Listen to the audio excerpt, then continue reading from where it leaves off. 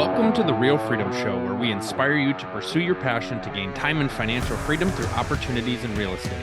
I'm your host, Mike Swenson. Let's get some real freedom together.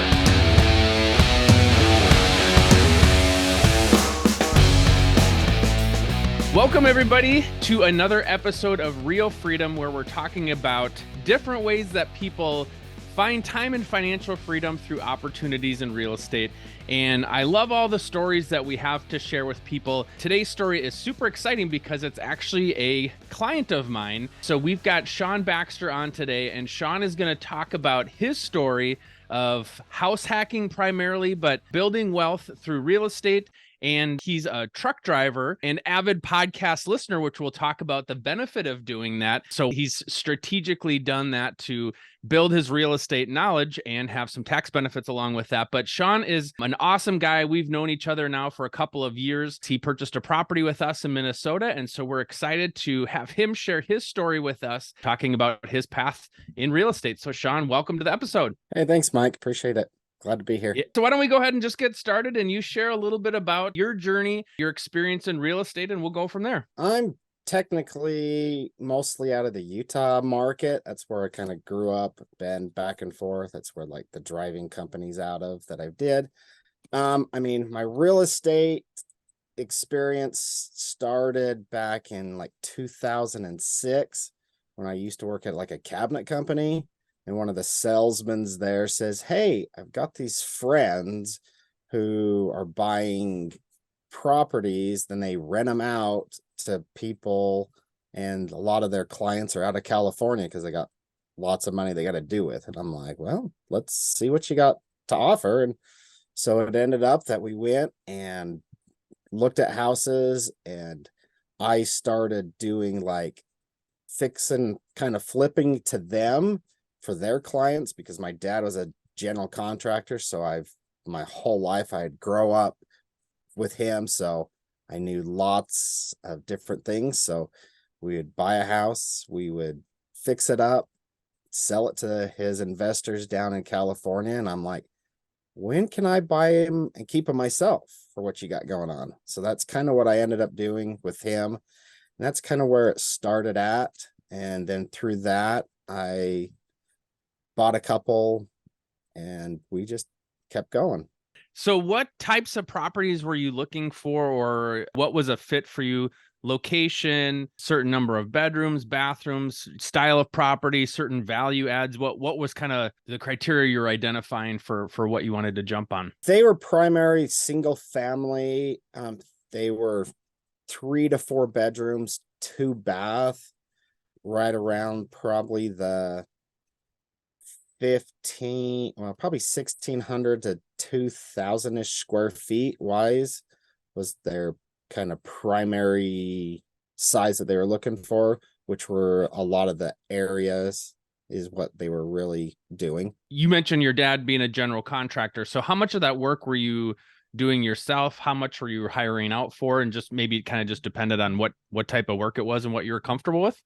Yeah, in the beginning, well, for the most part, it was all of it. The first one we did, it was more of like personal, like I want to do all the work myself. I want to make this look really good. So the first one we went in and redid all the flooring. I did a new kitchen in it because I worked in the cabinet shop.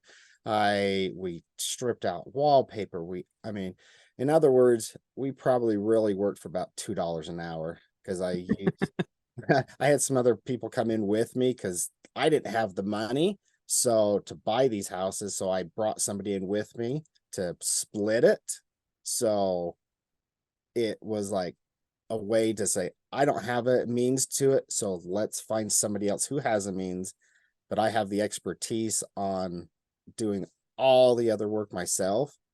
So long answer to your question is like, we did everything ourselves. Well, and just to clarify that too, because I have so many people that ask, how to get started and how to find, lenders or how to find money people. So in this case, you said, okay, I don't have the money at this stage. So I'm going to be willing to sacrifice and do the work. And then the person coming on is going to provide the money. And really their job is just being hands off. They're providing the money.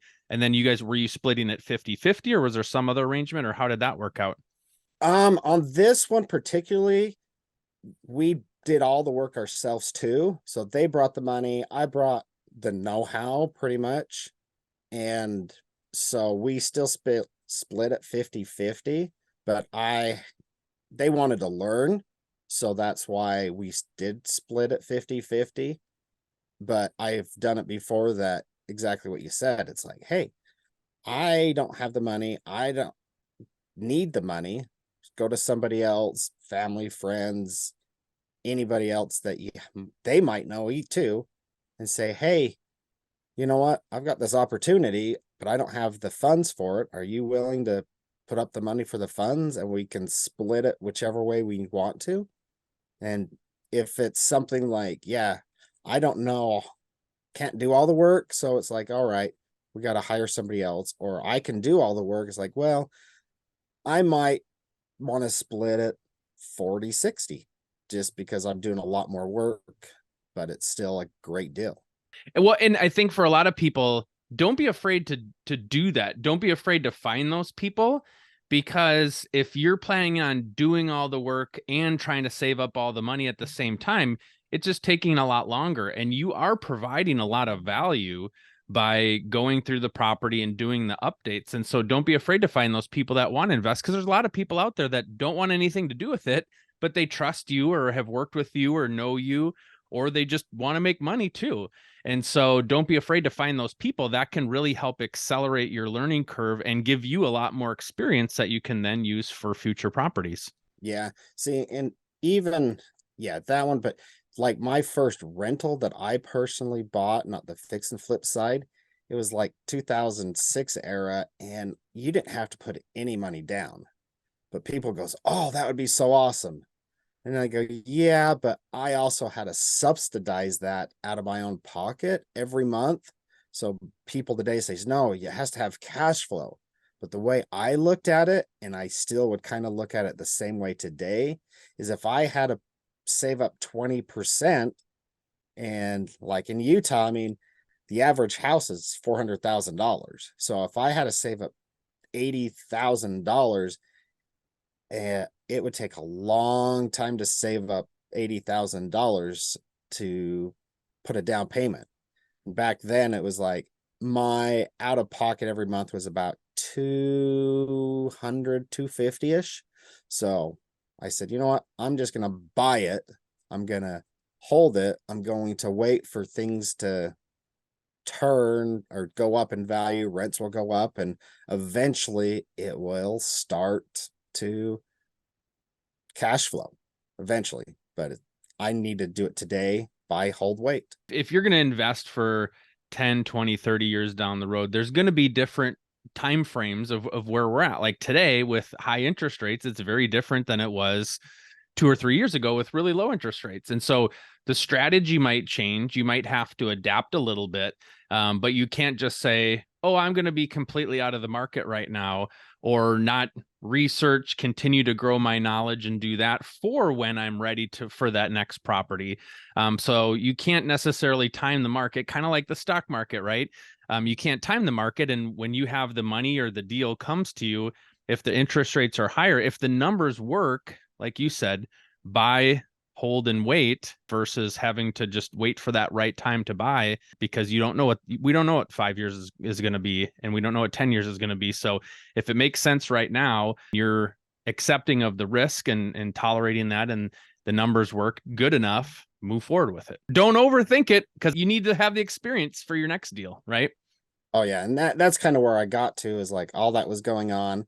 2008 hit, 9, 10, and the crash hit, and it was overthinking of what's going to happen. We don't know what's going on. So I sat on the sidelines for years until the last 3 years, 4 years now.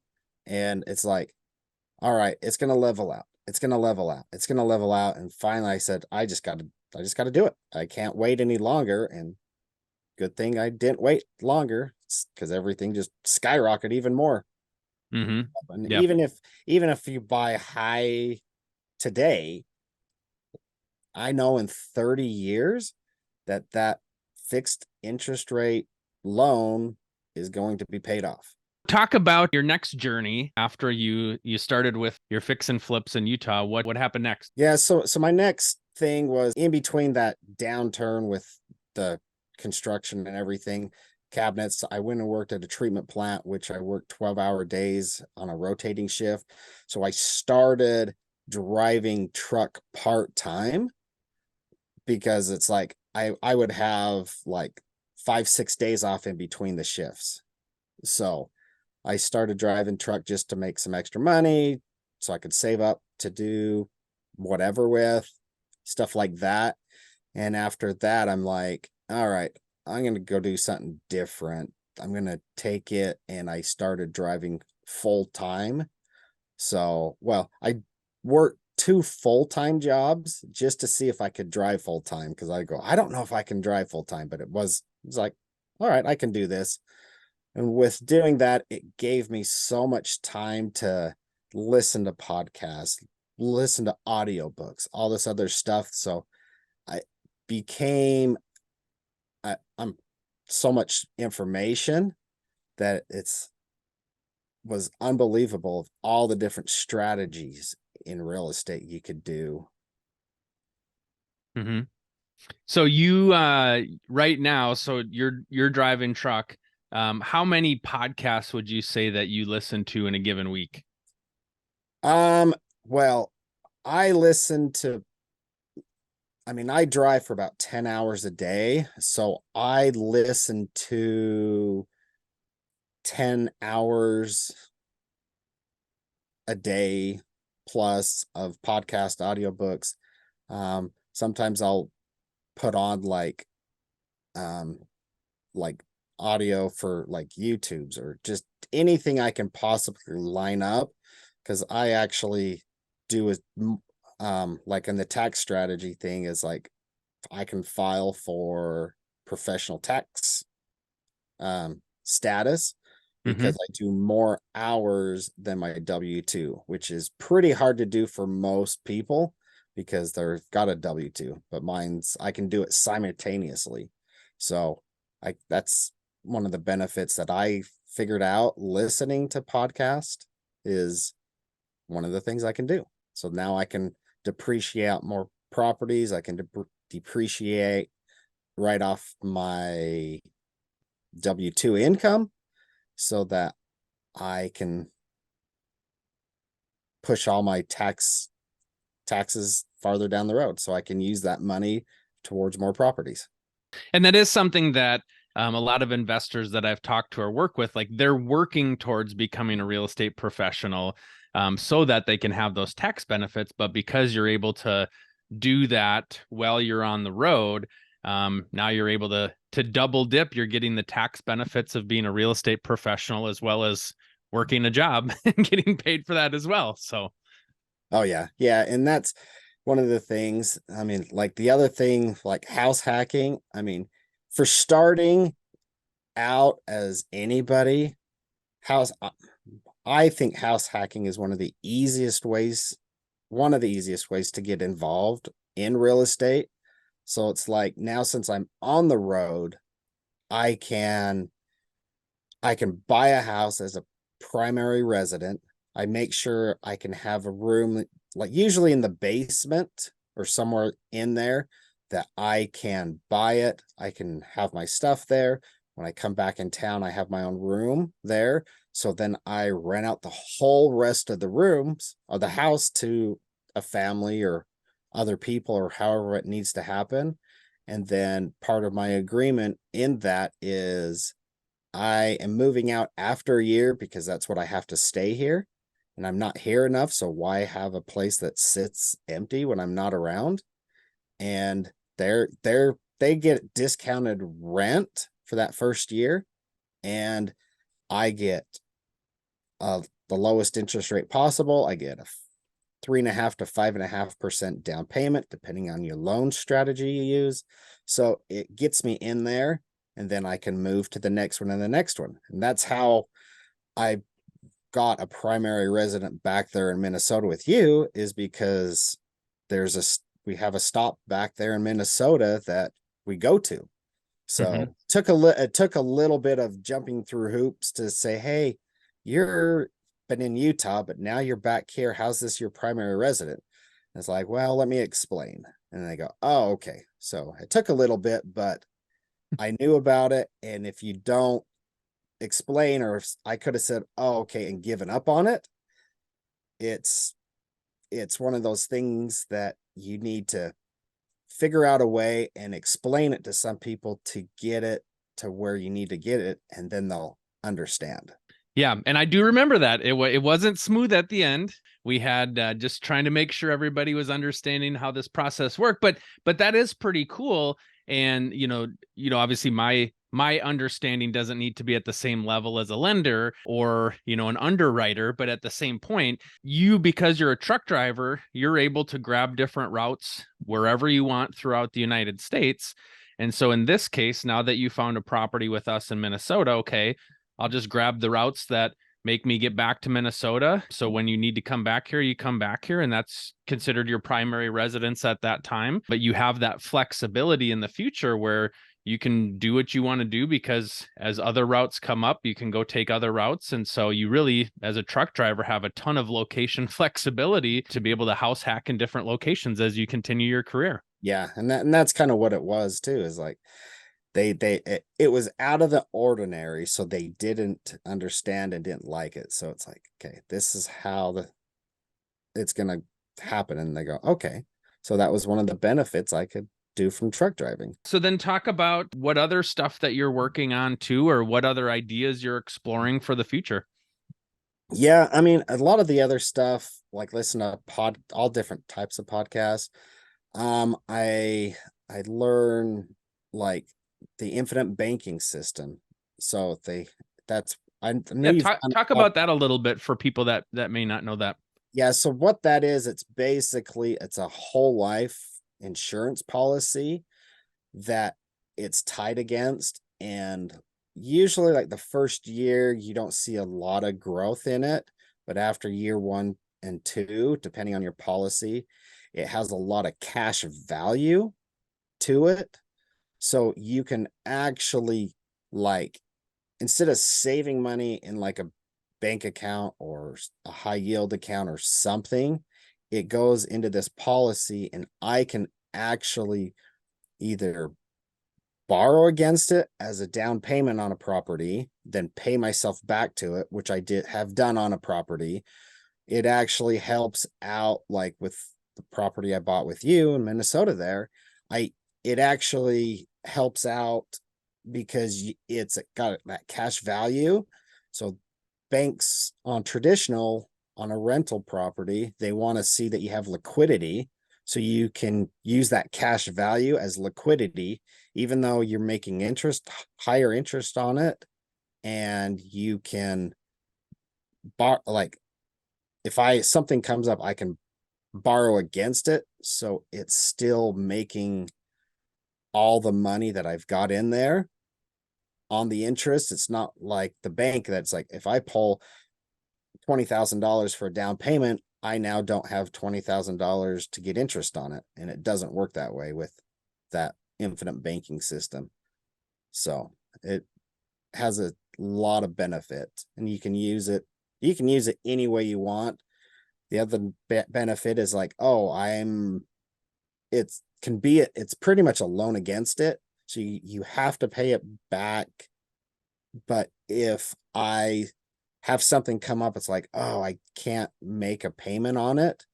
It doesn't matter. I can hold off for a month or two. I can hold off for a year if I needed to, depending what's going on. But you always want to pay it back so that you can borrow against it again. Mm-hmm. So it's like, if not, you're kind of robbing from yourself from setting it up. And we have clients that use that. We have other investors that have done that before. And if it's not something that you've looked into in the past, if you're listening to this episode, look into it and see, because there's benefits. And I think that's the cool thing about real estate, is there's all these different levers and triggers that you can use to have access to money when you need it. And then, yeah, like you said, you pay it back. And then when you're ready again, you can, pull back out against that if you want to, or you can go pull a different lever or a different lever, or you've got a friend that wants to lend you money. So there's a lot of options out there. And I think that's what holds people up, is the creativity or understanding all the different options that are out there. And you're somebody that has understood, okay, I can do this, I can do this, I can do this. And you just move yourself a little bit forward, a little bit forward, a little bit forward. And then you mentioned too offline, having a 401k, using that into a self-directed IRA, home equity lines of credit. Talk about some of those other tools at your disposal that you can use for future investments. Yeah. So my home equity line of credit, since it's a rental property, sometimes it's hard to do. But since I bought it in 2006, there's a lot of equity into it. So the local credit union here, I says, hey, I'm buying this property. Can you do a home equity line on it for that? Because there's so much equity onto it, so I can buy this other property. And they're like, yeah, we'll do that because your equity's got a lot of equity. So we're sitting in pretty good standings if that something happens to happen, which is very uncommon for a investment property. But if you got lots of equity and you got to get it out, it made it worthwhile. So that one is that, or even if you can do it on a primary home and use that back and forth, that's always a good way to get money as a way to do something with. Yeah, for like my 401k at work, because I mean, driving truck's only going to be a stepping stone to get to doing more real estate. So knowing that work actually does a 401k Roth. So instead of the regular $6,500 depending on your age, the Roth 401k Roth at work, it's over $20,000 that I can put into it. And so I max that out with an HSA also, so that I can use all that money when I leave in a shorter time, because it's not going to be a 65-year career for me till I'm 65. So I max it out. So then doing that, the Roth, I like the Roth, especially if you're younger. It's pre-taxed so that you pay tax today and all the growth will be tax-free. But I also use that and depreciate my properties against it, since I'm professional status. So I defer all that taxes against it. Then once I do leave, I'll have a big chunk of money that I'll roll over to my self-directed IRA that will be already taxed. So all the growth will be able to be tax-free. Then I can, the self-directed IRA is another thing I'm doing. So I got lots of things going on as I'm going through this journey. So I've actually taken that self-directed IRA from an old employer from the treatment plan I worked at, and I actually moved it over to that instead of just sitting in there in the stock market with them, and actually lend it out to another real estate guy who bought a short-term rental, so that I make a guaranteed 12% off of it.